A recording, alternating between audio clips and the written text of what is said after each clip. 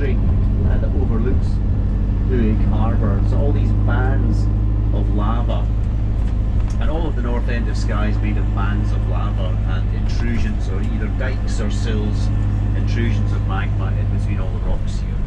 So because it's all made out of lava, it breaks down to make a pretty fertile soil. So it's actually pretty good growing ground. And the North Tree is a really, really good natural harbour. And the king, I'll tell you the story about how it got its name, just after the cemetery, which we have on the left hand side, as we expand a little bit. And also we've got a slightly larger than life sea eagle on the right hand side, or white-tailed eagle. Just look to your right hand side now. This came from the Eagle Star Insurance Company.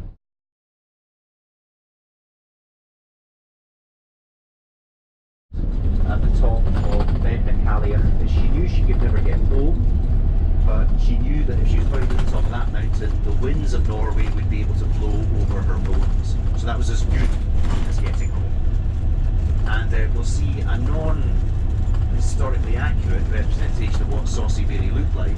On the right hand side, Saucy Berry's bar, and on the gable end, we'll see this on the way out, there is a representation of her wearing a bikini.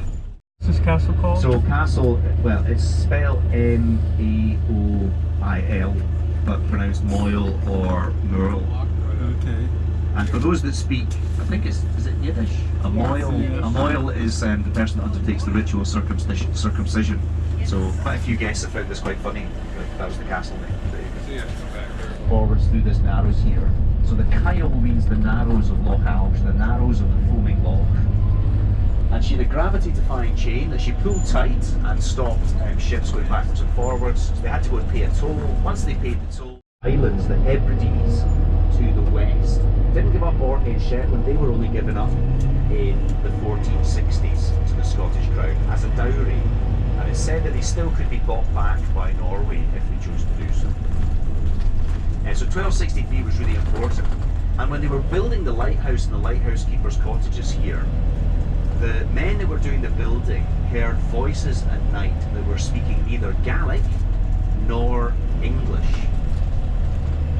And they suspected, or they thought, that it was the ghosts of Norsemen who had died.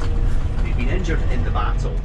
The joke is that a place called Morningside, a posh suburb of Edinburgh, is where all the Labradors are called Sandy, because of the yellow Labradors, and the coal comes in sacks, which is the posh way of saying sacks.